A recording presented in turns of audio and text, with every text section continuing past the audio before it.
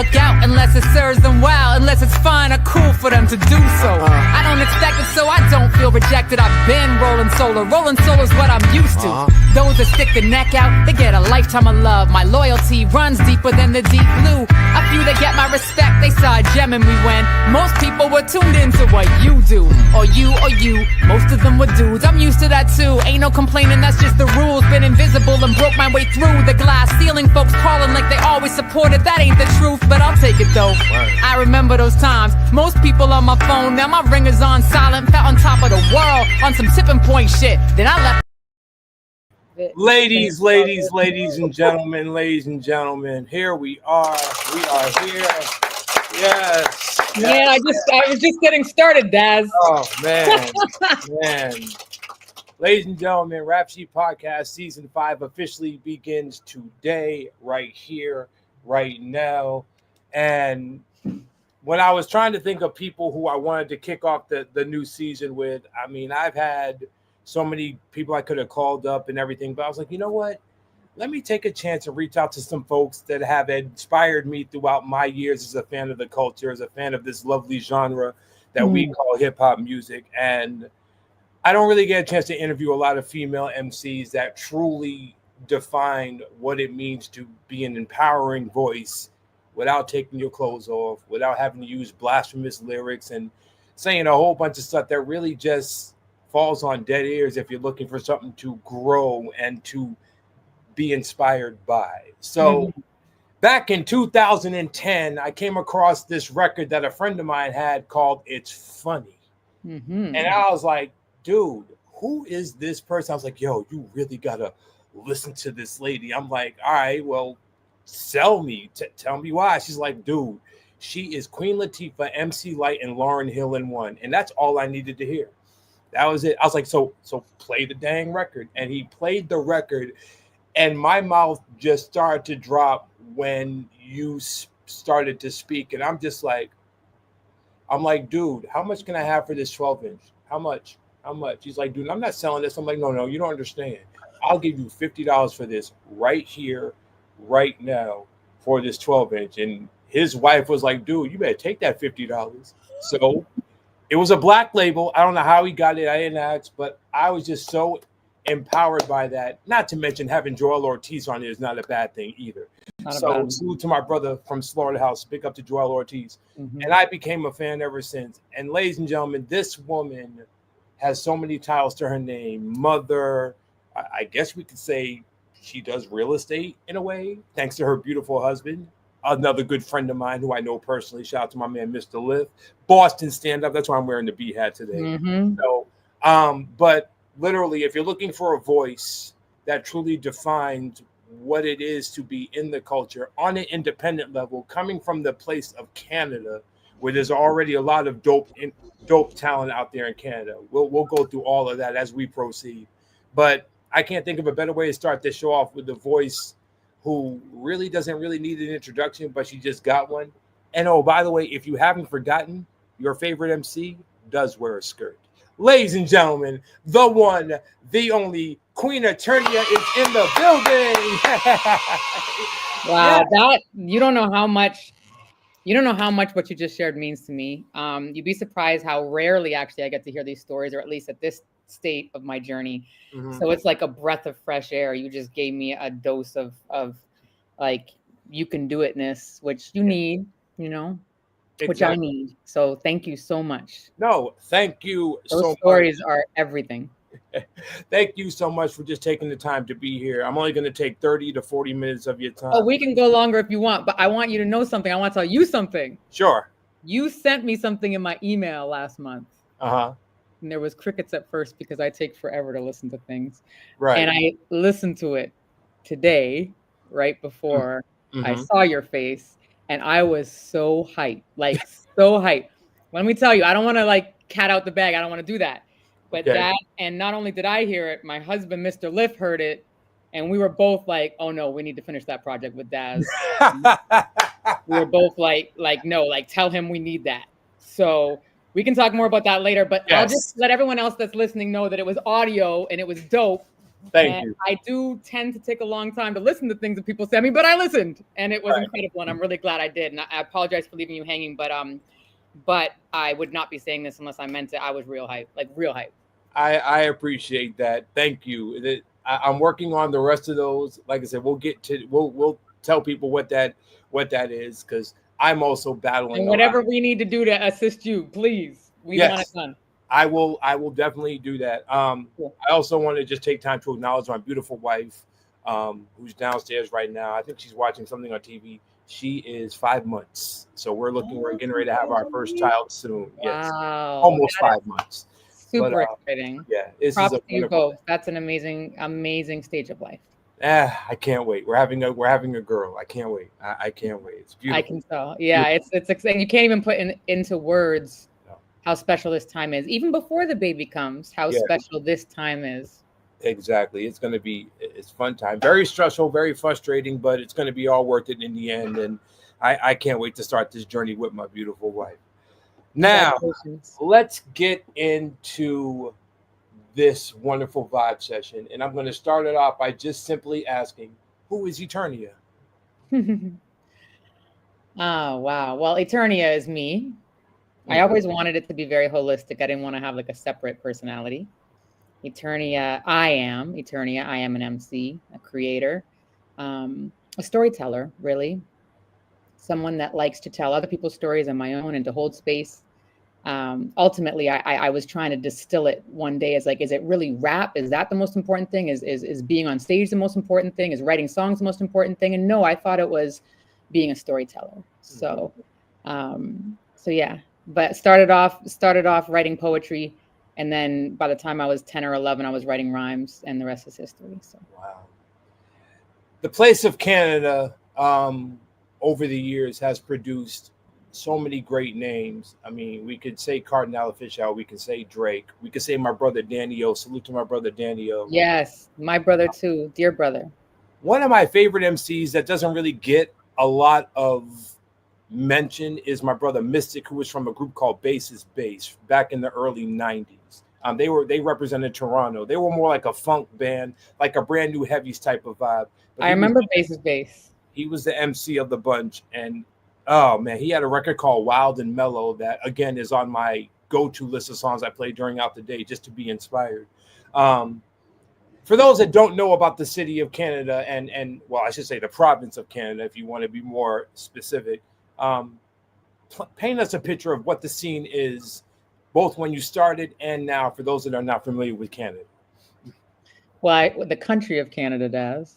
Yes, sorry. I always say province. I read that a lot. Nah, it's good. It's good. It's when I started coming to the States from Canada in the 90s, people really did not know where, what, who. They didn't know nothing about Canada. They were like, yo, do you go to school in like on a moose wearing like snowshoes in an igloo? Like they were just, the ignorance was great. Wow. But yeah, no, so I'm from all over. I moved around a lot, but predominantly the first 20 years of my life was Ottawa and then Toronto, with a lot of New York in there when I was a teenager as well. And yeah, it's hard to explain. I can only tell you from my experience. I think everyone's was different. So for me, hip hop in Canada was a very different experience culturally than it would have been in the States, because we didn't have as many outlets, media outlets in general, and then media outlets that actually shone light on hip hop. So on TV, really, when I was coming up, it was only two shows that I remember. It was The Mix and it was Rap City, both on Much Music, which is the Canadian version of MTV. Right. And The Mix was once a week on Saturdays, and Rap City was once a day, but 30 minutes. I think it was only Monday to Friday. Might have been on the weekends. I don't remember. Anyways, all that to say, there's only so many music videos you can play in 30 minutes with commercials. Right. So that and magazines were like the two main things that allowed me to just dive into hip hop culture when I was basically coming of age. So 13 years old ish, 12, 13. I was rapping before that because my brother brought home hip hop before I was 10. Public Enemy and all that stuff pre-Golden Era, but Golden Era was mine. You know what I mean? It was my era where I came up in. And so I remember I wasn't even getting to stores at that point to buy records. I was doing Columbia House. Like it was like a very different life. Like I would read about something in a magazine that I bought, I'd order it from Columbia House, and then I would hear the artist for the first time. Like I hadn't even heard them when I read about, say, Tribe Called Quest, or you know what I'm saying? Like literally, I was like, okay, now I'm listening to this for the first time. So it was almost like being on another planet and being like, oh, we're just gonna like figure out this whole foreign culture on this other planet.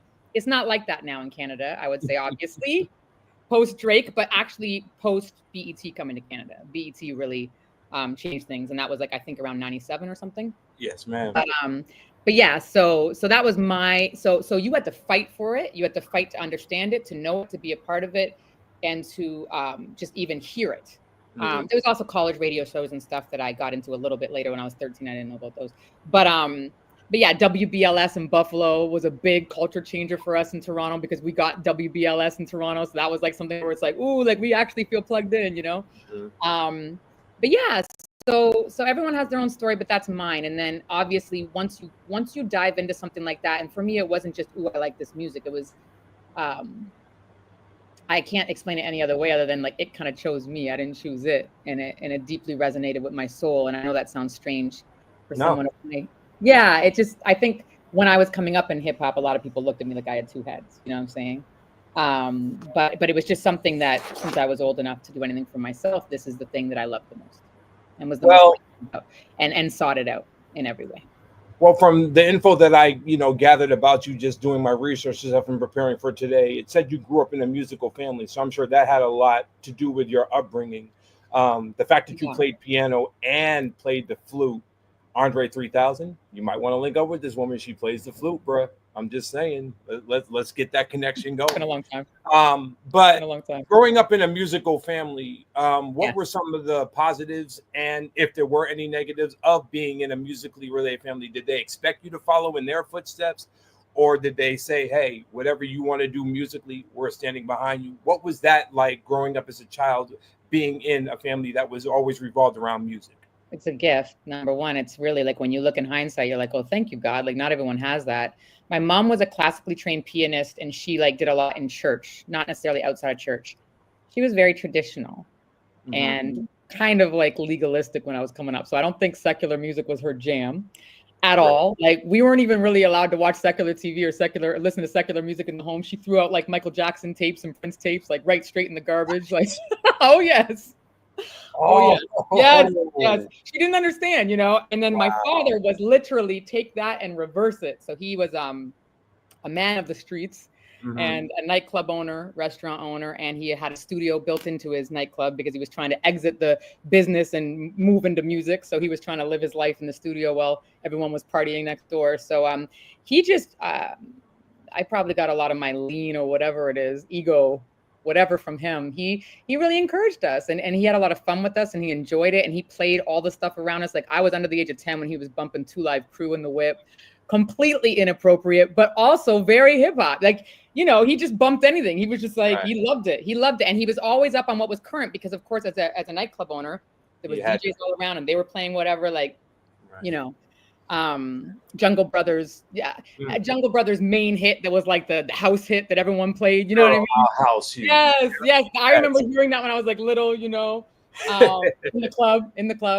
So there was a nice balance, thankfully. And I guess God knew we needed that to like the structure. There was many beautiful things about the like rigidity of my mom's side. There was beautiful things. There was like a foundation and structure, but then also having my father's side where we kind of just got to let loose and create. We used to make music videos in the 80s. My father had these cameras that looked like they were like film crew cameras from like newscasters in the 80s. Like nobody had home cameras at that point. And we used to like literally as kids set these huge cameras up on tripods. The battery pack was so big, like we couldn't even carry it. You know what I mean?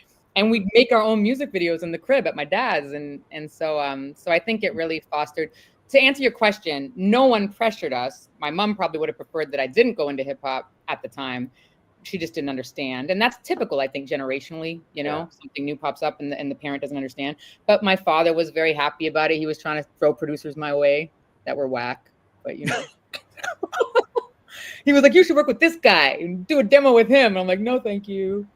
Oh my goodness. Wait a minute. I'm sorry. She's like, yeah, he threw producers that my way that were whack. I'm like, really though? They were whack. And then later he'd pull up to my gig. Like this is like when I was actually touring. And so I'd like come through Montreal where he lived. And he'd pull up to my gig in his Jag, pumping beats, They were like not hip hop beats. They were more like, I don't know what they were, like house beats or whatever. And he's like, "You like this?" And I'm like, "It's all right." He's like, "I made this." He's like pulling up, like bumping his beats. I was like, "Oh Lord, okay." That is hilarious. Oh Yeah, man. so. Shout out to your wonderful dad, man. He sounds like an amazing person, man. Really, really well. Um,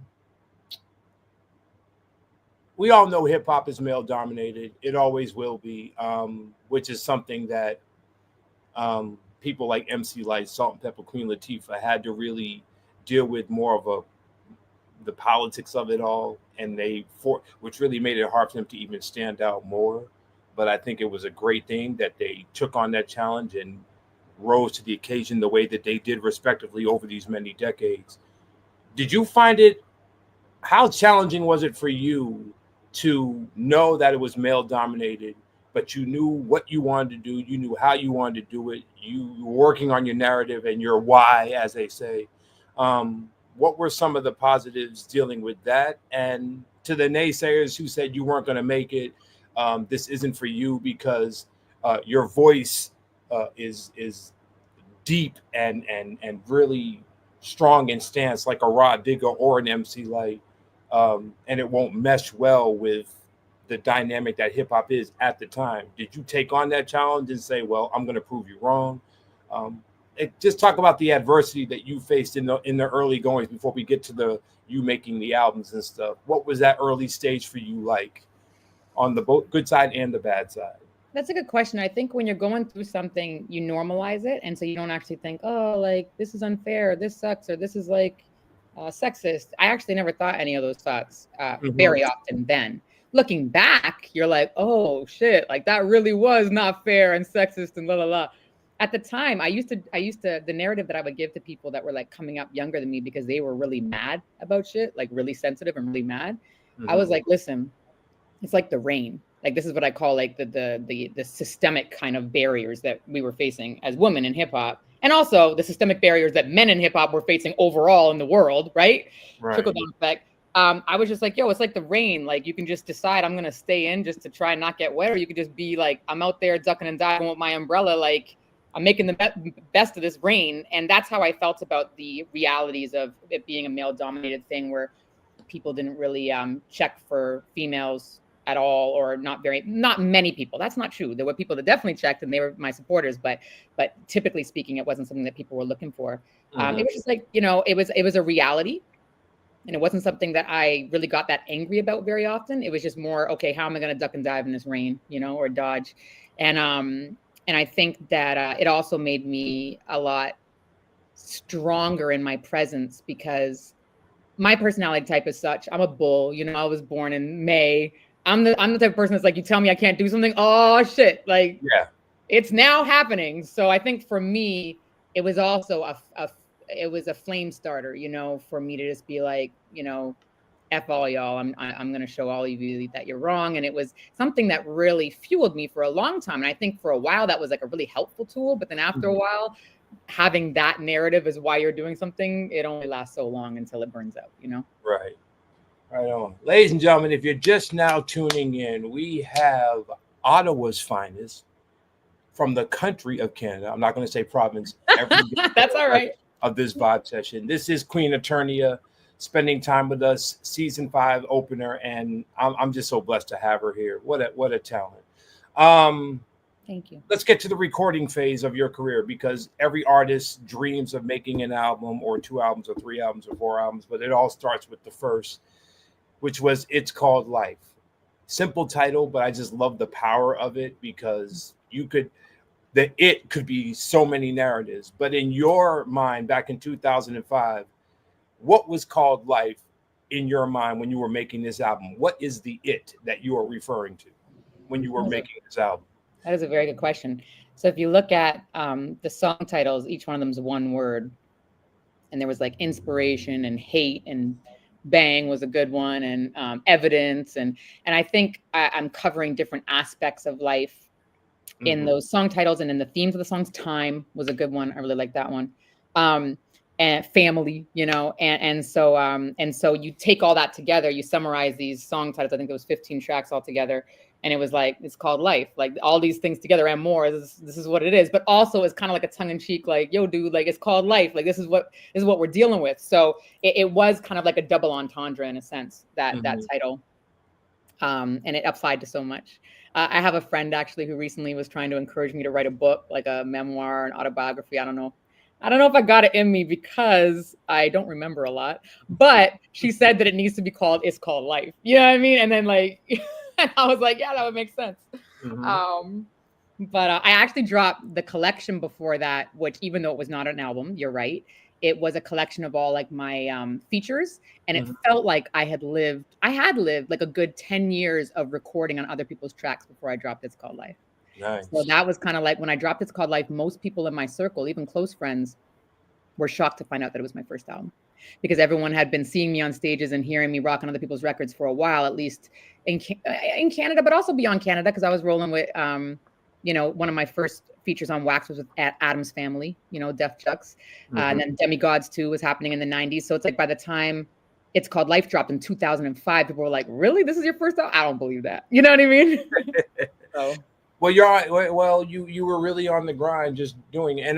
And for those out there that are young, as a former MC myself, when you don't have access to beats because no one really knows you, you got to rap over other people's instrumentals and just find your voice, even though that song was made before by a Talib or a Gangstar or a Wu-Tang or whatever tracks you choose to use. Just really put your imprint on it and stand out. And eventually someone will catch ear, and then your buzz will begin to grow on a street level before it grows on a professional level. So young MCs out there, it's okay to rock over other people's beats. It's been done time and time and time.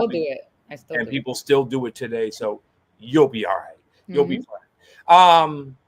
So when that album came out, what was the buzz like? What was the response back from the people that were in your circle and the many, many fans that you were going to get over time? What was that early buzz like?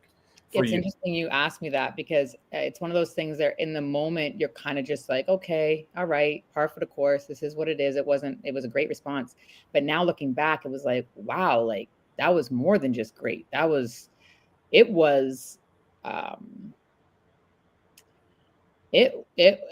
don't even think I had the capacity to understand what was happening. So obviously not major label at all, still indie, on the biggest indie label at the time in Canada, Urbnet. But we got medium rotation on Much Music for one of my music videos for It's Called Life. And medium rotation was like Raphael Sadiq level-ish, like a Mos Def level, And that was crazy. And because I had medium rotation and not on Much Vibe on Much Music, I say that because it was like more a regular cable channel that everybody had, people would like scream on the street like, Eternia, like shit. Like that's never happened to me since. Like that was just It's Called Life era. I had all of a sudden hundreds of emails pour in from Turkey in Turkish. I did not understand them because I don't speak Turkish. My father's from Turkey. And I found out finally somebody wrote me something in English from Turkey. And they're like, if you're getting a bunch of emails from Turkey, it's because they featured you in our paper here, the Milliyet, which I think is a national paper, about this Turkish rapper who's killing it. And It's Called Life era too. And I always regretted the fact that I never capitalized on like nurturing the Turkish connection, because I just didn't understand the email. So I was like, cool. And I was just busy doing other shit. And I just kept it moving. Like I didn't, but all these things were happening at the same time, and more. And I'd say for Canada, I had a commercial on Much Vibe, where I was spitting, like rapping. So this is like national TV, and this is pre-internet streaming. Like it's not pre-internet, but pre-it dominating media.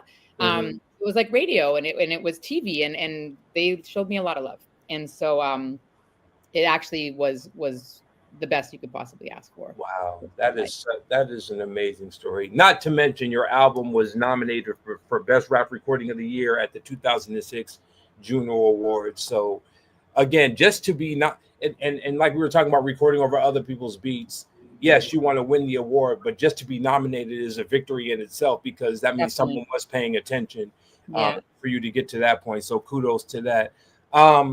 Performing outside of Canada, and one of the venues that I'm going to talk about is a venue that a lot of artists would love to be on. Talk to me about South by Southwest. What was that experience like for you? So funny when you said a venue a lot of artists want to be on. I was in my head, I was like Nuyorican, Wetlands, SOBs. Yes, no, you're right. South by Southwest. I went twice, and The first time I went was to promote It's Called Life in early 2006. And then the second time I went was early 2011 to promote At Last, because they're like the beginning of the year, I think. Yeah. And, or maybe it was before At Last. It might have been 2010 that I went in South by. But anyways, all that to say, they were opposite experiences.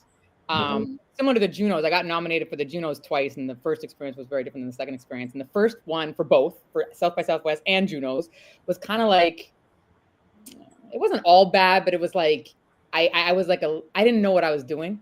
And the second experience for both was like, oh no, let's come back and murk this shit. Like, you know what I mean? So it's like the first time I hired a publicist, she didn't do as much as I thought, you know, she could have done, but maybe that was my ignorance being newer in the game. I did have a show there. I had a show at a dope venue. And there was this moment where like we had a MySpace bus. And at the time, MySpace was like really popping. I don't know what time MySpace started, but 2005 was like, and we were driving around South by in 2006 in this like MySpace bus pumping my album. And you know what? I might have gone in 2005 actually, because we were promoting the collection, not It's Called Life. So it was pre-It's Called Life. Same year, I'm promoting the collection that just dropped. And I remember them bumping it loud on the streets of Boston. So that was cool, you know. But other than that, I don't remember much that came out of that trip. And then the second time I went, pre At Last, in 2010, we just took over that shit. Like we rocked 3 different places. We were walking on the street with my favorite rapper T's, like 5 of us or 10 of us, like everyone stopping and taking photos, and like we were just dominating. Don't ask me why I know this, but MySpace started in 2003. Why I remember that, I have no idea, but that's when it all started. Awesome sauce. Let's segue into At Last. Great segue. This is of course where It's Funny was the first single. Was It's Funny. Great record. I love the fact you did 2 versions of this. If memory serves me correct, the other version had a Rascast on it. Was that? Yep. Yeah. Okay. Little known fact. I feel like I don't know how many people know that. Yeah. I'm sorry. I listened to unless you caught the single, the double. I think we had like we called it an EP, but really it was like the single for It's Funny in the Barbecue. Love that record, man. That was an awesome record. So this album, first of all, kudos to Moss for handling the production side of it. How did you and Moss first meet? It's so funny. I love our story because back in like 2005, so I moved to the States right after It's Called Life dropped, because basically I was buzzing in Canada and I was like, but no one in the States has this record. So I initially moved to just try and get distribution for It's Called Life and to push that, but that didn't end up happening. So I was working with this A&R at Fat Beats. His name was Will. Shout out Will at the time. And I remember him coming to me. This is like 2006 or something. He's like, you know, there's this producer. This is right when like Kilos, like around the time Kilos came out, Ghostface. Which Moss produced. And he was like, there's this producer out of Canada. He's dope. His name's Moss. Like, you guys should do a record together. And in my head, and God forgive me, I was like, why? Just because we're both Canadian? Like, this is so stupid. Like, I was like, stop typecasting me. Like, I want to work with these American. Like, I just remember being like, but I didn't know Moss personally. So it wasn't a diss to Moss. I was like, of course I'd work with Moss, but he doesn't know me. I don't know him. Like, you know. Right. Well, the A&R was not wrong, because however many years later, so we never pursued that. I was just like, okay, I don't know the guy. And then a couple of years later, I flew to do this gig from New York to the prairies. I forget where, somewhere in Alberta or something in Canada. And there wasn't a lot of people at the show, but it was me. And it was also this touring beat showcase with Grassroots, which are like super highly respected producers out of Toronto. And then Moss was on it too. So it was like a beat showcase. And, you know, before the show, we're like, hey, whatever. And at sound check, I was doing my thing. I go hard on my sound checks. And not even about, like, I don't take up a lot of time, but I'm real serious about my sound check. Right. Side note, I got in the hugest fight with an ex. I dated rappers because he was trying to tell me, yo, sound checks don't matter. And can I tell you that to this day, I am known for being like probably the most professional person at a sound check. And like, to me, it's all about relationships. It's not just about your sound. It's about developing a rapport with the sound person so that they actually pay attention when you get on stage and they like you. Yeah, we got in a huge, huge fight. Like, people were like, not calling the cops, but almost like public fight. Wow. And I was like, to this day, I'm just like, yeah, okay. Anyways, all that to say, I'm at soundcheck. I'm taking it serious. Moss comes up to me after soundcheck and he's like, yo, like, I think it was after the soundcheck, not after the show. Maybe it was after the show. I don't remember. But he said something to me that was really encouraging after soundcheck. And then after the show, he walked up to me and he was super excited. And if you know Moss, he's usually like kind of like shy around people. But he was like mad amped. And he was like, I saw an entire album in my head when I saw you perform. Wow. And the thing that was dope about him that I have to say, I know I'm talking a lot, but what he saw and heard, because I guess he was a fan and he had my records. He's also like one of those cats that owns every Canadian record that ever dropped in hip hop. So he's one of those. And so he knew my material. And he said, the problem with your material versus who you are, he's like, is you're so dynamic on stage, but your material doesn't reflect this special thing that you have when you're on stage. He's like, so I want to do an album where every song that you record, you're recording it as if you're performing it on stage. So like just different, like literally different pitch, different tone. I'm spitting in a more hype way. And that's what we did. We did every single track as if I was on stage spitting it, and it was dope. It worked out well. Wow. That's whoa, what a story, man. Salute to Moss for really the way you just described that, what he saw in you. Did you see that in yourself, or did he just pull out that? I don't even know how to even ask this question. No, I know what you're saying. Right. Like I needed to be cultivated. I needed to be cultivated. I think I knew that I would watch people at the Grammys and be like, I honestly was like, yo, I can be there. Like, or I'd listen to other hip hop acts and I'd be like, yo, I'm as good as this. Like, I truly believed. I'm like, yo, I'm as good as this. Not everybody, but like, there was a number of people that were like really dope, like, you know, much bigger than me. And I was like, yo, I'm as good as them. Like, I know I am.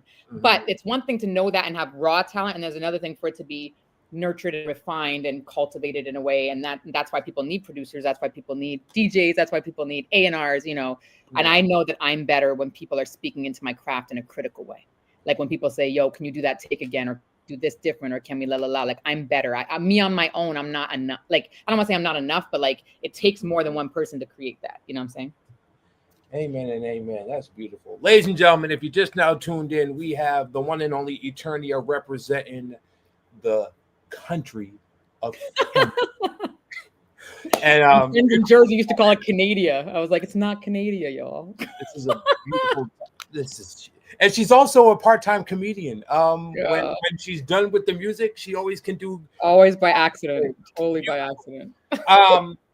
When I look at albums, I see who the guest appearances are, I really look at that as it tells me a lot on who the artist is by who her tribe is whenever an album comes out. And for At Last, I mean, like we already talked about Joel Ortiz and how impactful he is, but to work with people like Terminology, another good friend of mine, and then Rod Digger and Lady of Rage, Reef the Lost Cause, like Jean Grey, like these are legendary names that have already been established way before you drop this album. Like I always say every single time that Dirty Harriet was the embodiment of what an album debut should sound like from start to finish. I think that album should have got 5 mics. Whatever the top rating is, I think Rod should have got that. That was a well-produced album.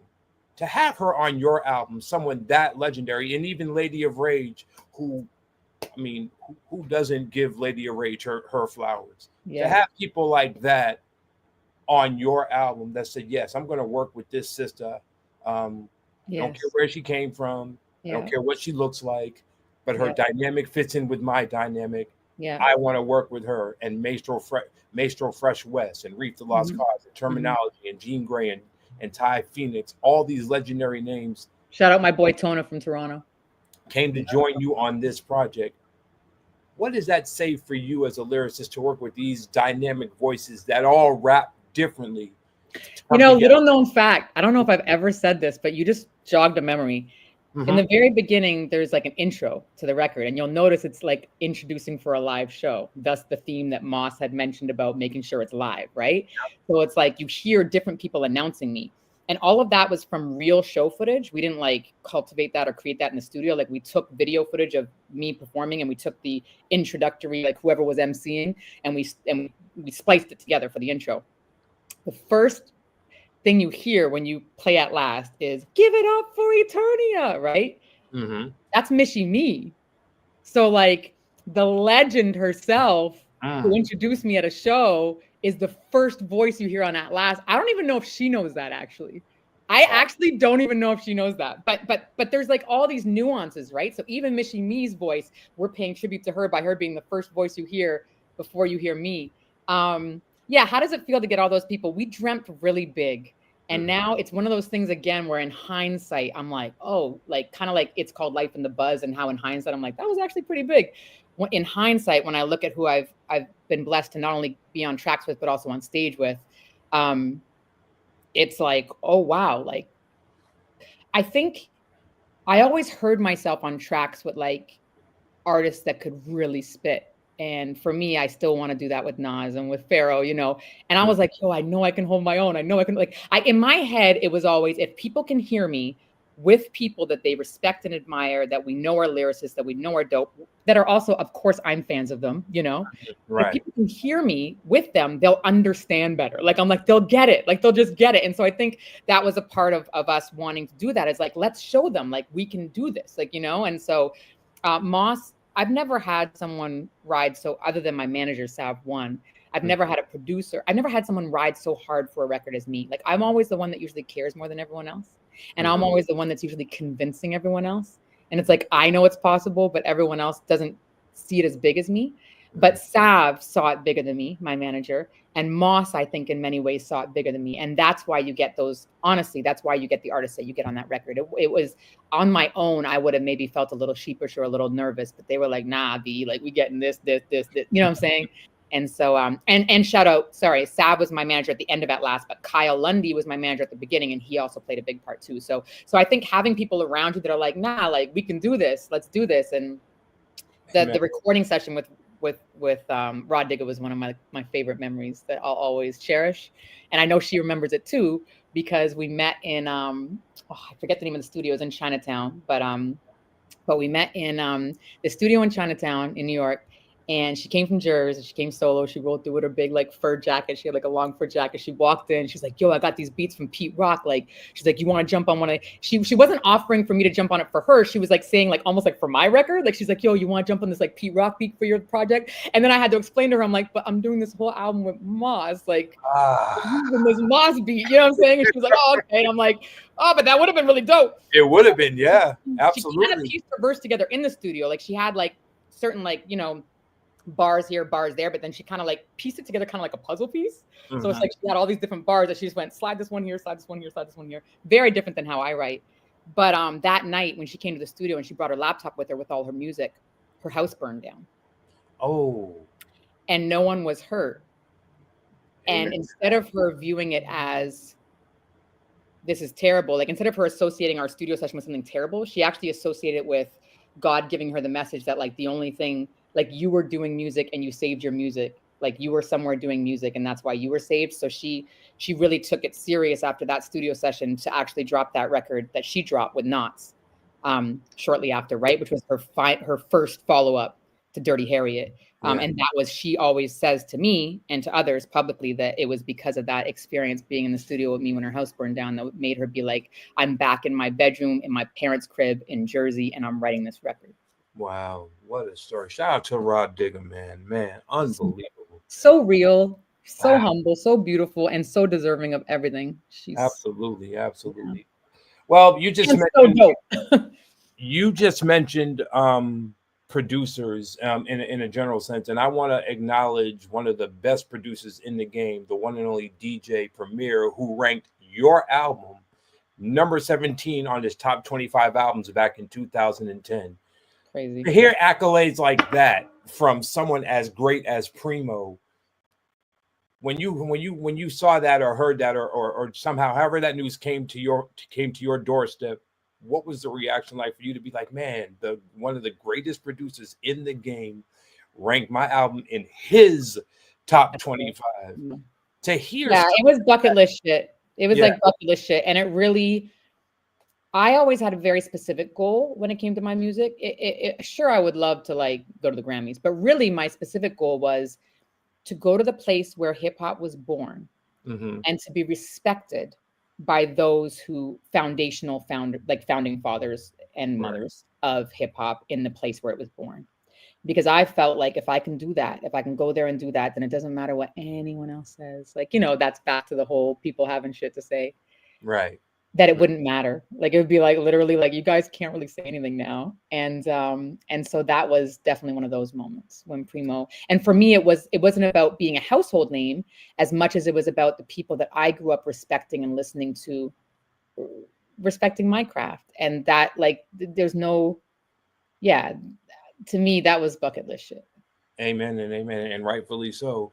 So let's step away from the music because we're going to talk about Free, Cool. and then everything else you got coming in 2025. I want to step away from that. You said earlier that you dated a lot of rappers. You are now, at this point, you are married to one of, and I grew up in Boston, so I've known this man for a long time. Like maybe even longer than me. When I say I know this person, I can call him by his real name and he won't get upset. To be alongside an MC as prolific and as respected around the world, literally, as Mr. Lif, I know that does a lot for you professionally, but personally, you two have grown a bond. You have a family together and everything.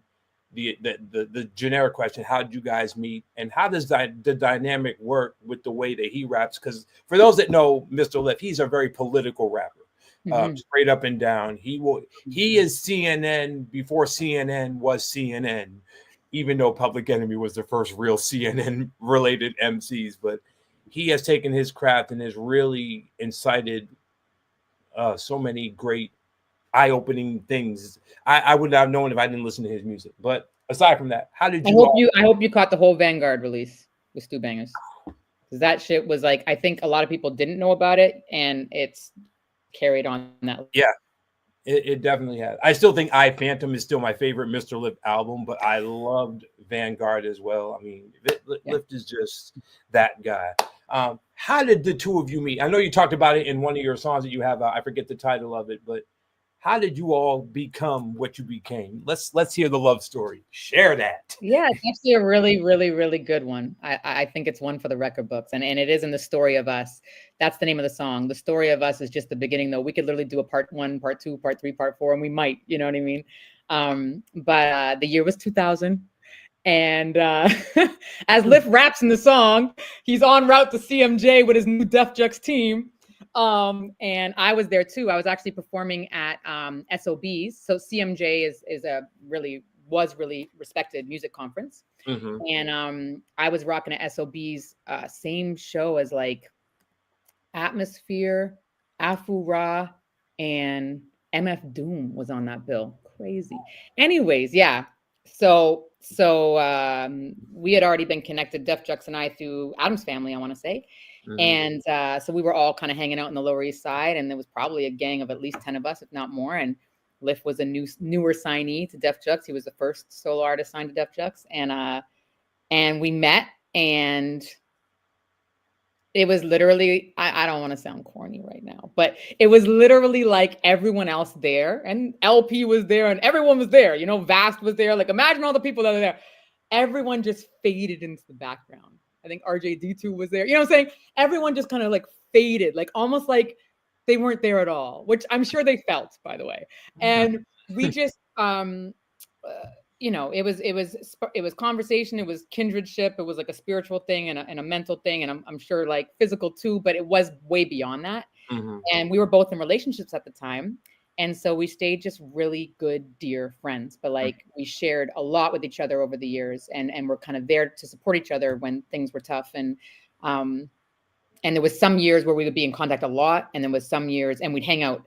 Usually we hung out in person when our careers ended up, you know, lining our paths. Right. But which included touring Europe together. It included doing, you know, stuff in Australia together. It included South by for It's Called Life. You know, he was down there too. So like we were connecting all over the place. But typically it was like, you know, he was in a relationship or I was in a relationship. And then as God would line it up in 2017, he came not just to visit me in Toronto. He was actually doing shows with Thievery Corporation. Mm-hmm. And you know, I guess we were ready for each other then. That's when the romance began. So 17 years before our first kiss, which is crazy. I just would like to point out Eternia is blushing from ear to ear right now. I'm really red. Like the strong, fierce person you heard 10, 15 minutes ago, that just all turned to mush while she's talking about Do people want to know? Do people, I guess, Mr. Lift. Nah, love it. Love is a beautiful thing. I'll share my story the way I met my wife. I was in Boston at the time, and I just saw her on a Facebook page back in 2019. I reached out, and we had a 3-hour conversation about football. And then I met her 2 months later. I came to Kansas City, where I'm at now, and the rest was just history. It was literally love at first hello. And yeah, man, I relocated from Boston. That's a huge story. That is no small thing. Did you have mutual peoples? No, I know nobody. I knew nobody out here. No, but did you have mutual peoples to see her on Facebook? No, we were in a Facebook dating group. I was in and she just stood out, and I was like, "Yo, who's that? Let me enter in her inbox." So I did. I was polite. "Hello, my name is Daz. Nice to meet you." This, that, third. She responded, and we just volleyed messages back and forth. And then we had our first phone conversation. I was working at the airport at the time. She was working at the airport at the time, and I came out. Didn't like Kansas City at all because it's a huge departure from New York, where I was born, and Boston, where I was raised, to here. But I was infatuated by her. And as soon as I got back home from that first time we hung out, I was like, if you give me a year, I'm going to relocate. And that was it. And I did. Wow. And now we're married, and we're getting ready to have our first child this coming summer. So it's amazing. God bless y'all. These stories really float my boat, though. They really get me going. I love these stories. Thank you for sharing them. Now I'm blushing. So let's act hard again.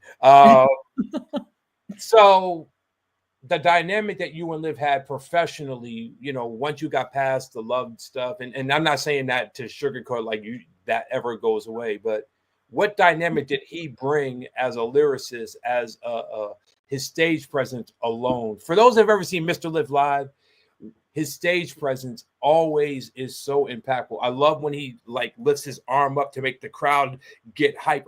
I love simple things like that. What did his live dynamic bring to your live dynamic? And what did his MC dynamic bring to your dynamic that you didn't have before meeting him professionally? I think that's a really good question that we're still discovering. And the reason why we're still discovering that is because we haven't had the chance to do as much together on stage and on record as we would have liked to, especially because this is what we both do and what we're known for. Because shortly after we started dating, it was marriage and kids and relocation and moving. And there wasn't a lot of, I guess it's all about priorities and schedule. There wasn't a lot of priorities and scheduling for creating hip hop, and especially for creating hip hop together. Because what would happen is if I was working on a record, which I did, after we were married, he would need to be watching the kids and I'd need to be doing that. Or if he's working on something, I'd need to be watching the kids and he'd be doing that. So often it was not both of us together. Although he was my biggest supporter for the record Free. He was literally like the one person that was in it to win it as much as me and Rel. And I don't know what I would have done without him. I probably would have given up and not released the record. So he was my biggest everything for Free. And we both love to see each other perform. So I think we're about to discover more about how it works when we make music, which we have done. We've done like 3 or 4 songs, but how it works when we make music and when we're on stage together soon, because we're hoping to do a tour in Europe this spring. Nice. Like billed as Mr. Liff and Eternia. And I don't want to give away more, but I do want to send honor the fact that other people are organizing this tour that are also hip hop artists that you do know. And they are also in relationships with women that also participate in the culture. So this is going to be a hip hop couples tour. So I look forward to sharing more. We're just working on it now. So Lord willing, it happens, y'all. Send out the prayers, but it'll be probably the first of its kind if it happens. So and then what I'm hoping is I mentioned that to say this. For us to go on tour together is one thing that's great. And I think we're going to develop a stage show. So we've done a few shows together, 2 maybe. Yeah, I want to say 2, but that was just throwing stuff together in a sense. They were shorter sets. So to develop a show where we really lean into his giftings and we really lean into my giftings and we lean into, stuff together. The first show we did, we opened for Blue and Exile in Berlin. And it was like a 20-minute, 25-minute set, short. And they encored us, like encore. Like we were literally walking off and we were not prepared. So we know, and to be an opening act, like I know like we're not opening acts, but to be the opener, like people are there for Blue in Exile. We were thrown on at the last minute. And to be encored is huge because usually they encore the main act, not that, So we know that people want to see more. And I'm really excited to see how our stage show develops. And then also, I'm really excited to take the time when we're touring to just like dive into writing and recording together. Like to me, it's just like kind of self-imposed artist residency while we're on the road. So it's like, let's make this music together. And we need your help for a little asset before we go on the road. We need your help for a little something. I will. If you need a DJ to go on the road, I'm down to travel. I wish. I feel like it's like a luxury. I wish it's probably going to be someone out in Europe, to be honest.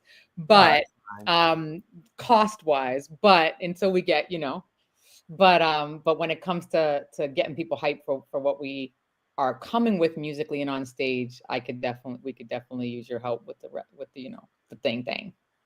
So I don't know if you remember the name that I put when I sent you what you heard, but I said Eternal Lift. I didn't even notice. Well, it was in my email and my phone. And so I just like clicked on it and Because that's the title that I gave it. Because I was like, what name can I give this? I'm like, wait, Eternal Lift. And it just stood out. So instead of like Eternal Life, Eternal Lift. Yeah, you could use it that way as well. Let's talk about Free. This was your was this your second or third release? I know I'm third like official full length, but I dropped a lot in between each album too. So it depends on whether you count those as albums or not. There was like the collection, the setup, and one other one in between. It's called Life at Last and Free. So yeah. So this was the third length, and you linked up with yet another great producer out of Canada. This one was Rel McCoy. How did you and Rel meet? And then we'll get into the dynamics of what this album meant to you. But first, how did you and Rel meet? You would think and assume we met through hip hop circles because we're both hip hop artists from Toronto, but we actually did not. We met through our like Christian faith circles because we're both believers. And so I think what happened was my boy, Young Doe, formed this, now hold your disbelief, he formed this like hip hop Bible study for like hip hop heads, and a bunch of hip hop heads would go, and they were all participating in the craft in various ways. And I don't know if Rel came out a few times. He might have actually came out a few times, or maybe he didn't, but my boy, everybody there was like, yo, like you need to work with Rel, like you need to work with Rel, or maybe some of them were working with Rel. And so I first caught wind of him through other people working with him and telling me I should work with him in the Christian community, Christian hip hop community. And then similar to Moss, I was like, yeah, whatever. Y'all are just saying that because we're both blah, blah, blah. Like, you're just trying to like I was like, you guys typecasting, like, so as opposed to it. And Rel wasn't trying to hit me up either. Like, it's not like I don't think I was on his radar either. Mm-hmm. And then I think what happened is one day we met at a show, the sorority, amazing female group out of Toronto. They're all solo artists now, but the sorority, you need to look them up. We were at a sorority show and we both were just there as supporters. They're kind of the generation like under us. Uh-huh. And he shared some stuff with me, personal stuff, spiritual stuff. And I don't know, like I shared some stuff with him. And I think I just was really like, yo, I just from that point on, I was like, I just want to do a record with you, dude. So I think I convinced him of it to do the record based on some spiritual, like, just things that we shared. And we've always been like that for each other. Like even to this day, we pray for each other and we share what God is whispering into our lives. And we try to support each other like brother and sister in that way, That's amazing. So was this album more of a spiritual journey for you? First of all, I'm a believer as well. So to hear you say that you're a believer in the Lord Jesus Christ means a lot to me and my wife, because I think he's the center of everything that I do. I try to get approval from him. Sometimes he speaks to me, sometimes he doesn't. But I didn't know that, Daz. It doesn't surprise me. I didn't know that, but that's really a cause for excitement. That's dope. Yes, it definitely. And this hip hop Bible study, I may want to talk to you off air about trying to bring that back, because there's a lot of people that I know who are DJs, rappers, producers that also believe. and I think this would be a good thing. But and often, like, I think, like, historically, contextually, within the culture of hip hop, they felt like it was kind of choose one or choose the other, but it's not. right, You know what I mean? Yeah, definitely isn't. So was Free okay? So Making Free, was this your spiritual journey album? And if so, please describe that. Does it sound like that to you? Have you taken in the whole record? I mean, they're spiritual in many ways. I mean, only you know what your journey is when creating it, regardless of what it is, what you're talking about. Like, for instance, most people, I think that's a song that describes not only a journey in the game, but there's probably some spiritual truth behind that, even if you're not talking about it while you're rapping the verses that you're rapping. I really got a deeper connection from that song. Knowing who you are and how you came to where you are now, being the person who's cheering at hip hop shows, but I'm a soccer mom now. I drive the Caravan and everything, but I'm still that person that isn't afraid to say, I'm ready to see the next females who are coming up after me. Let me tell you what I've been through. That could be a spiritual journey. So there's many ways to really answer that. So when I say spiritual, I don't mean religious wise. No, I totally understand. Yeah. And the two can get you can get caught up in the game when you get caught up in one and not the other. I think that I wanted Free to be a signal of the reason why I called it's so ironic. The reason why I called it Free is because I wanted it to represent like freedom, spiritual freedom, musical freedom. So the kind of creation, like when you make music in freedom, I want to represent kind of like an arrival of getting to this place of freedom. And so the album starts with like all these basically negative critical voices in my head. And not only my head, a lot of my featured artists are stating their fears too. So like the opening track has like my sister Jessica saying stuff and Shad saying stuff and Sheil saying stuff. And like it's their critical voices too and mine, and everyone's bouncing around.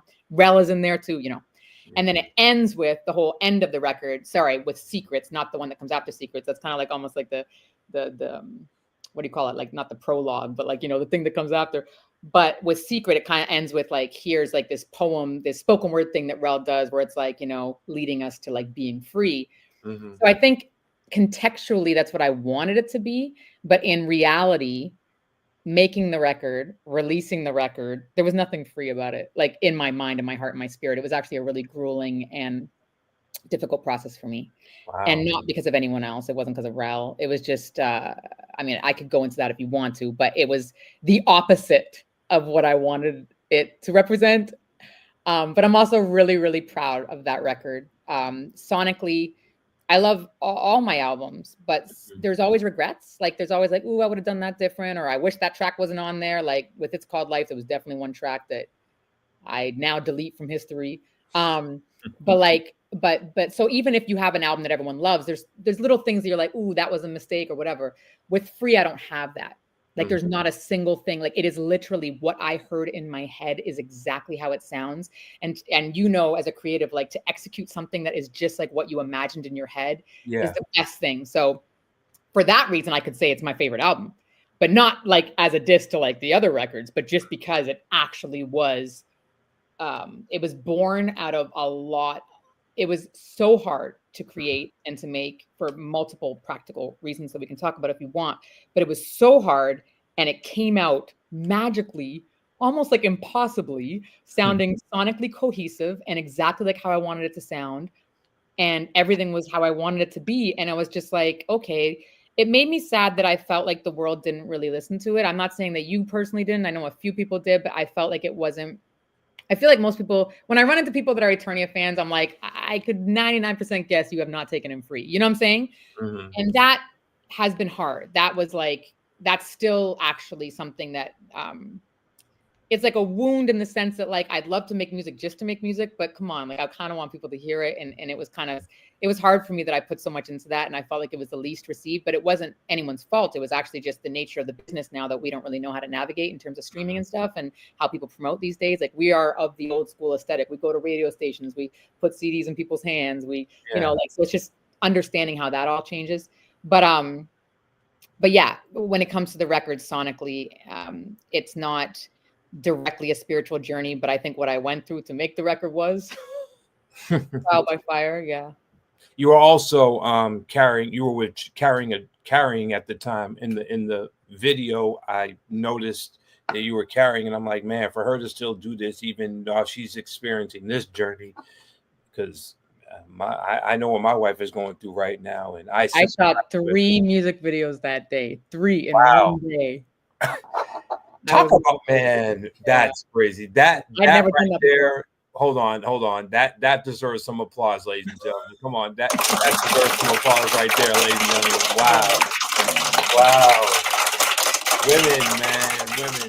Shout out to women all over the world, man, who are beautiful mothers. The journey of just carrying something in your stomach for 9 months, how the physical toll, man. I salute y'all. I salute this woman that I'm forever linked to. I could not, I would phase out after a day. I'm like, I ain't doing this ish. She has taken this journey on and has been a strong warrior. And man, I'm just in awe. I can't wait to see the end result. And I'm like, yo, what? You take a vacation. Let me do the first 3 or 4 weeks. You just sit back and relax because you're recovering. I got you. So I'm truly thrilled to be in this position. You talked about promotion. Now, back in our day, like you said, you handed out CDs or you handed out sampler cassettes or 2 copies went straight to the DJ. And it's not like that now. Spotify and all these music platforms really make it a lot easier for your music to get seen and heard. Do you enjoy that where you don't have to do as much work, or were you the grass foot 10 toes down person that loved going to the radio stations to do the interviews and getting this joint played, the video production and all that? Which promotion side do you like better? The past one where we were really out there like Raucous Records, the way they did it? Or do you like it now because it's a lot easier as a mom who stays at home a lot with her children and everything? Which side is easier for you and why? Good question. I mean, I think there's no doubt there's benefits to both sides, so I can't say. But for me personally, I mean, what I'm comfortable with is physically being out there. And I don't think it's easier for people to hear your music now because Spotify, I mean, I forget how many tens of thousands or maybe even hundreds of thousands songs get released each day. Yeah. And it was not like that in the past. And so if you knew your local DJ, if you even better knew somebody at the station where they were playing, I know that it was more prohibitive in a sense, the local station that was playing music videos or whatever. In some sense, it was like more gatekeeping in that regard. But, and now you could say the internet, nobody's, telling you whether you can get your video on rotation or not. But it's just the influx, the sheer amount, the sheer volume of music, and I'll say dope music, the sheer volume of dope music. Like I can't even keep up. Like I'll find an artist that I love and I forget that I even heard them. And also I forget because I don't physically hold their product in my hands. And we have not figured out, Liff and I, if we're being perfectly blunt, how to navigate that world in a way where people even know we dropped a song. So, and that's with labels supporting, whether it's Mellow Music for him or Def Jux for me or whatever. Sorry, not Def Jux. I don't know why I said that. Fat Beats for me. And with hiring a publicist, that's with all that. And some people don't even have that. So it's like, until we figure out how to like hack the system now, which is set up against you completely, I think. And the gatekeepers now are obviously the people that curate the big playlists that everybody listens to. Which is like kind of worse. Like I'd rather have like a DJ of a show or like a program director at a station over like the playlist person, I was so good when I physically understood, like, I'm going to go do these interviews. I'm going to go like pass out these demos, as you said, or like these, these promo things. I'm going to like be in the streets. I'm going to be flyering it up, like physical flyers for my shows. I'm going to be like, I understood all that. And I do get that there's a whole world out there of a younger generation that do understand this market. And so it's everything changes and it's supposed to, I'm not saying, we need to go back, but it's also been really hard to figure out how to monetize, you know what I'm saying? Whereas before, for me, touring and collabs, so like feature fees and touring was like my main income.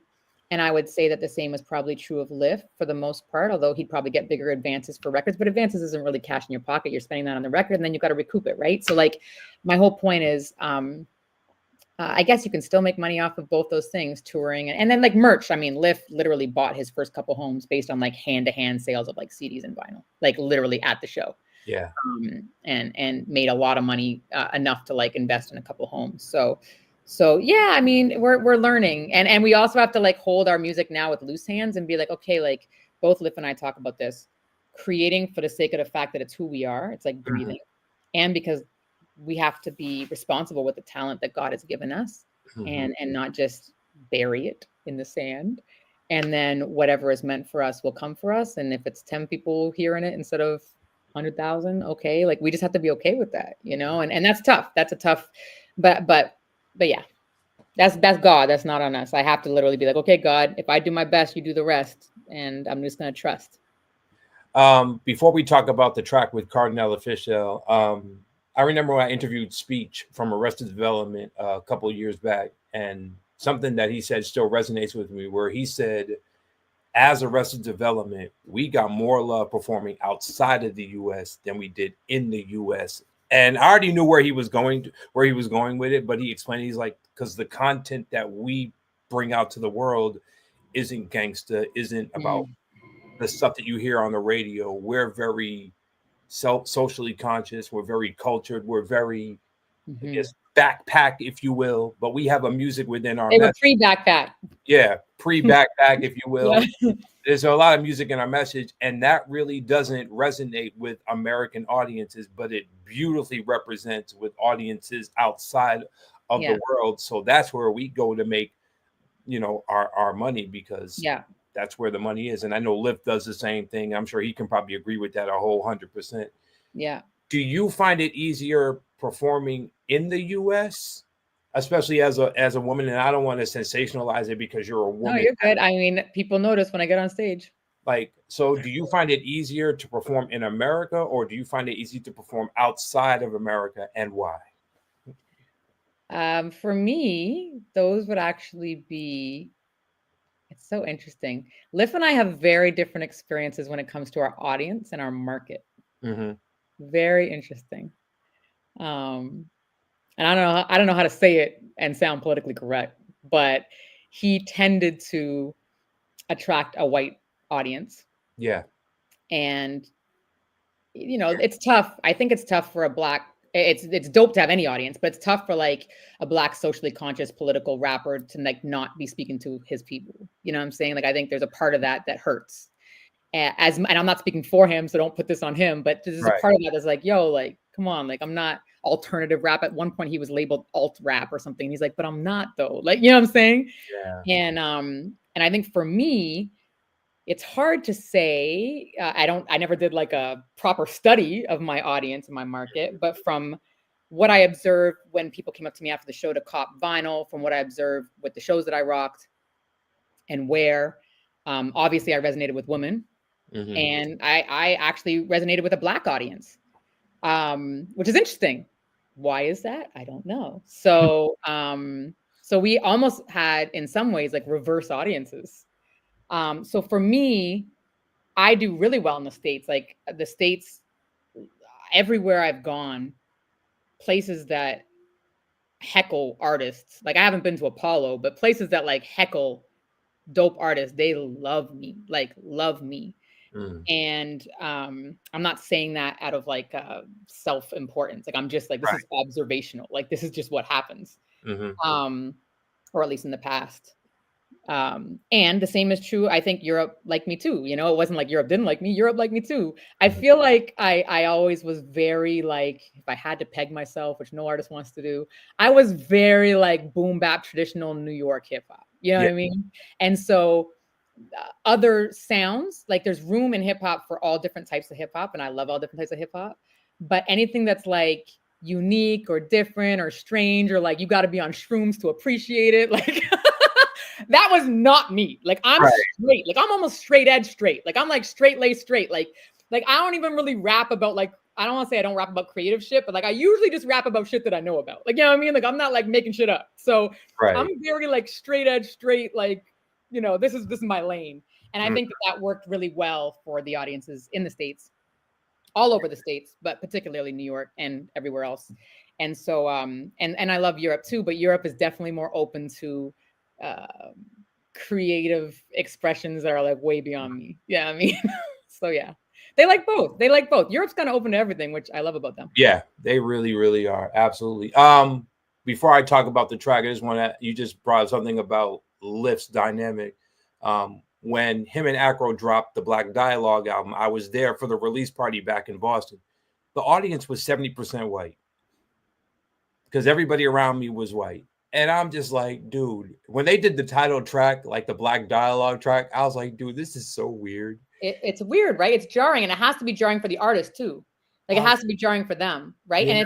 And we love our fans no matter what race. Like Right. just to put it out there. But it's if you're speaking to a certain experience and the people that you want to hear it aren't hearing it, you know, that's a lot of artists struggle with that, I think, you know. Oh yeah. Oh, that could have that could be a great topic for oh man, absolutely. But thank you for answering that. Now let's move on to this record, because the way this record came was so dope. So for those that don't know, Cardinal Official is probably one of the most underrated superhero writers of our time. I love this man. Everything he's dropped, whether it's underground, commercial, mainstream, whatever. It's just like single.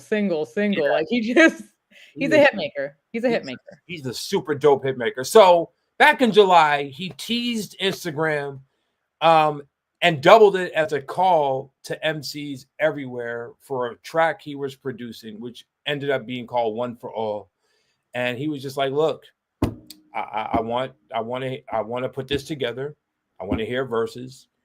Let's do it. And so and I've heard of none of these MCs with the exception of Cardinal and yourself. 6 of y'all got together, your verses got accepted, and you performed this beautiful track called One for All. Shout out to Tona, Scotty 5, Tamir, Quake Matthews, Promise, and of course Cardinal himself and yourself got on this joint. Sorry. Talk about it. How did your verse got picked out of, I don't know, thousands of verses. Describe this moment working with such a legend like this and these upcoming voices that all delivered very super dope verses. Talk about the process from your view. I mean, I honestly feel like that was just like a little gift from God dropped into my ear last year, like on some like, here, you should still be doing this. Like for me personally, it was an encouragement from God because I'm always questioning my purpose. And you think, why question it? Like, you know what you're good at, but I don't want to be led by self. I want to be led by, and I sometimes wonder if hip hop is that or not. And so my kid's school is calling me. Uh-oh. Yeah, gotta make it quick. Anyways, so yeah, it was a gift, and my girl tagged me. I probably would not have seen Cardi's post in time because I'm just not on social media like that. But she tagged me. She's like, yo, you like same day or same hour that he posted. And so I was in Whitehorse, which is right beside Alaska. I was in the Yukon, nowhere near the culture at all. Right. And I was like, you know what? I'm like, I could do this. And so I had never responded to a remix challenge ever online, ever. And I wrote it pretty quickly, you know, and then we were tasked to find someone to record me because I didn't have a proper, I didn't want to half-ass it. I wanted it to sound good when I posted it and look good when I posted it. And so we were trying to find a studio. And when I tell you the rigmarole, run around craziness, it was getting to the point where I was about to buy the gear myself, record myself, then return it to the store. Like I was just like, drop thousands of dollars. I was just like, yo, like, I can't find an engineer. I can't find a studio here. Like, this is crazy. Or the ones that I did find were like, so last minute, this cat actually that does sound at my auntie's church in Whitehorse, this young cat, Jordan Keats, shout out Jordan Keats, 20-year-old, I think. He had a home studio. Nice. And he does his own music. And he recorded me and did the video. And then I submitted it. And Cardi was like, yo, like he responded right away. And he responded like in the lead. That's what he wrote. And I was like, he probably, like, literally, this is the way my mind works. I'm like, he's just being nice. Like, literally, I was like, he ain't. And then, like, Liff is like, nah, dude, he said in the lead. And I'm like, nah, he just being nice. You know what I mean? But, and then I forgot about the contest. Like, I just thought it probably was a promo thing. It was probably something just to get people to, you know, to boost up posts or whatever. I'm like, I didn't even think about the fact that there was supposed to be a winner. Totally forgot. And then end of September, like a week before October, he was in my DMs basically saying like, yo, you're one of the winners. We picked like 6 winners. And I was like, and I almost missed it. I almost missed the DM. Like, I was like, I could have just checked it. Cause I sometimes I delete Instagram for like weeks or months at a time. Wow. So I was like, oh my gosh, thank God I even saw this. Amen. So yeah, and then we all got together in Toronto at the studio, and the rest is history. And the song is dope. Like It is. I didn't realize that he made the beat until we got into the studio. He made the beat. He arranges everything. It's all him. I don't know who's on the hook. I should have asked him that. I really don't know who's on the hook, but embarrassingly enough. But yeah, man, and just the vibe, the buzz with all the artists there. Some of them were like my era. Tona is definitely my era. And some of them, Promise is my era. Promise is a peer of mine. We've done tracks together. And then other artists are like, I guess more up and coming, but not really. They've been putting in their work too. Like I'm a couple generations removed now. You know what I mean? Right. And yeah, to me, it was just a breath of fresh air. And then to be able to say, wow, in my 40s, I got my first feature with Cardi. Wow. That means a lot is possible. That means the first of many. The first of many. Yep. Well, that means a lot is possible. It is, absolutely. Yeah. So going into the new year, you've already got that single buzzing, that joint is buzzing. What can we expect from Eternia in 2025 and beyond? Last question. Well, we know that we're working on that European tour, and Mr. Liff and I being on stage together is like one thing. Not separately, but together. Music from both of us together would be nice. An EP even, just something. We'd like to tour Europe more. I think for me, like that's enough. Like just being able to record with my husband and tour with my husband right now is like the main goal. And then personally, like that's like a hip hop goal, I guess you could say, but just on a personal, spiritual level, there's just a lot of work that's being uncovered. I feel like, I know you didn't ask this, but I'm gonna go there. Like, I feel like God is really, I feel like I've been deactivated in a lot of ways in my life. And some of that's simply just because I'm a mom and I'm a full-time mom. But some of it is like, almost like my superpowers have been like, I don't want to say taken away, but like, I feel deactivated. It's almost like if you're in the line of duty and then someone says, all right, dude, like we're deactivating you. And so I think that God's really telling me that I need to heal from some like past shit, trauma, whatever, childhood and beyond. So that it won't have a hold on me anymore, so that I can continue and be activated in service for ultimately for the kingdom. I hope, I pray, and I don't want to sound corny and cliche, but I truly have experienced the spiritual realm and the spiritual world, and it not being of this world, but being in this world. And I kind of want to operate a little bit more aligned with kingdom principles and world principles. And I think a big part to start that, I think a big thing that is sabotaging me is not being healed from things that I need to be healed from. So yeah. And I almost to the point where I feel like I don't have words to write. Like I used to be able to write my trauma or whatever, Yeah. Now it's almost like I don't even feel like I have the words. So it's like, I feel like I really need to do that before I even put the pen to the page in the way that I'm supposed to be. Does that make sense? It makes 1000% sense. And you just spoke to me, because I'm also going through some stuff from my childhood that I have not fully healed from, and I'm trying to get on that path to be healed from that, because now I've got a big responsibility coming in the next 5 months or so, and I gotta put that past aside to focus on this, so I don't treat my daughter the way that I was raised. So amen. Yeah. I relate deeply to what you just said. And as much as we can be here for you, brother, we are here. If you want to bounce, whatever's going on, especially when your baby comes, like we are in it with you as much as we can be. That means a lot. Well, you just got the phone call from your kid's school. So we're going to end it on this note, but I just want to say thank you for giving me multiple decades of just dopeness.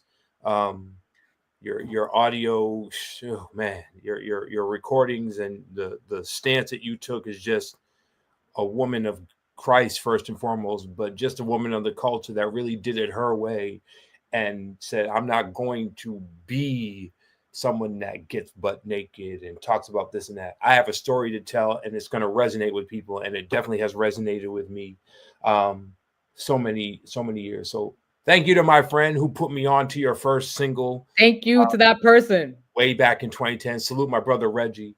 All right, Reggie. For that. And I'm thankful to be a part of this journey. I'm glad that you were here to do this today, And I also want to say, like, if somebody's never heard or is not as familiar with my music as you are, if you go to therealeternia.com, there is an Eclipse mixtape there. It's called a retrospective by DJ Eclipse. Okay. That is literally what I want to have played at my funeral. So go there, and if you've never heard anything I've done, it literally takes you on a journey from like my first single ever. It doesn't start in chronological order, but it's got my first single ever all the way to like the new shit from Free. And I would definitely suggest starting there. Amen to that. And I am going to go on that website and look it up and just play that, add that to my collection of stuff. It's like my personal favorite songs that I've done. You know, it doesn't have everything, but it's like the stuff that I really am proud of. Yeah.